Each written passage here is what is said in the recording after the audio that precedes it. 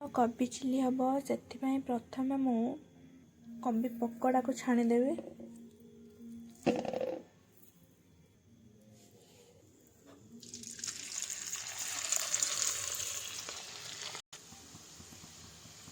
देखो एमती मो पकोड़ा छाणिकी रखी एतिकी आ छणा चली पकोड़ा छणा सरिले तापर चिल्ली करा मो कोबी की आगु टिके सीझी देती से पकोड़ा छाणिला बेले गैस को हाई रे रखी कोबी की आगु दर्शिजा करदे तापर छाणिला आमर तेल बेसी टाणबनी से मो आगु कोबी की दर्शिजा कर देती। देखो एबे आमर पकोड़ा हो आसलानी और टिके कलर हेबो। देखो एमती कलर हो गले जानवे पकोड़ा रेडी हो गला। देखो एमती कलर करेंगे ये पुणी बिना पांपड़ रे एटा केबे ना हम से दुई प्रकार पांपड़ पूरा रेडी करके रखी छाणिया।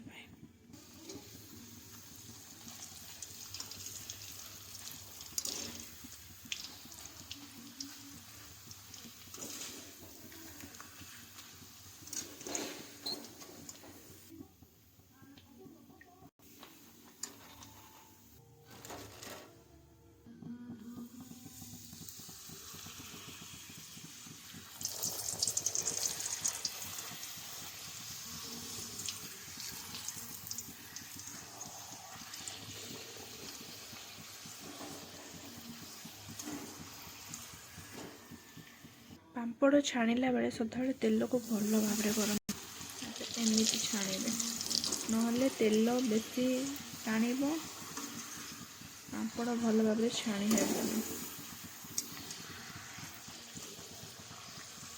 हमर पकोड़ा भी छणा है दुई रक पांपड़ भी छणा है गला। एबे पकोड़ा को चिल्ली करवा।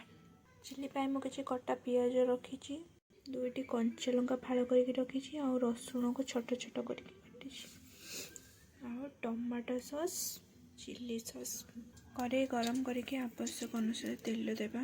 तेल गरम हो गला परे किछि गोटा जीरा ऐड करवा। जीरा फुटी गला परे कटा रसुण को पकेबा।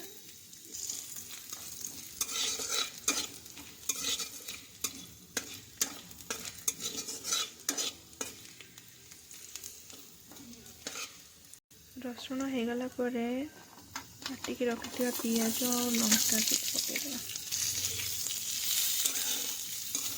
मोर सब भिडियो देखिए मुझे कौन जिनस बनाऊँ केवल घरे थी जिनस ही बनाऊँ केमी अल्प टाइम रे कम खर्च रे सब जिनस तैयारी करगला।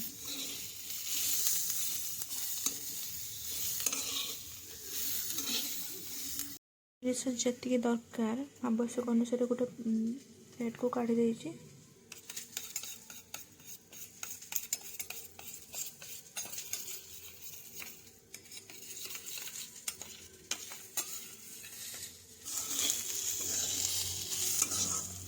पियाज आमर हो गला सॉस को देबा।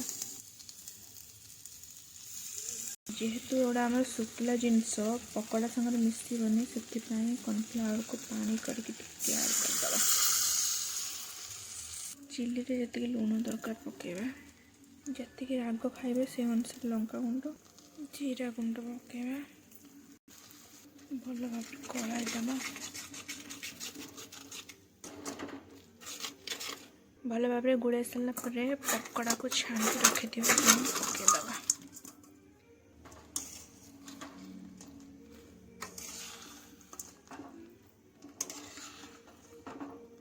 एमती कले पकोड़ा लगे सब सॉस सेमती सुखिला लगी न था पकोड़ा गोटे लगी गोटे लगी न था।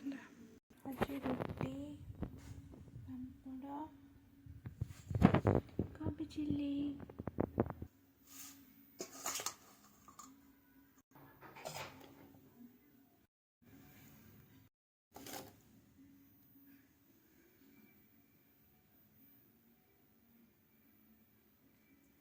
आज थाली रेडी।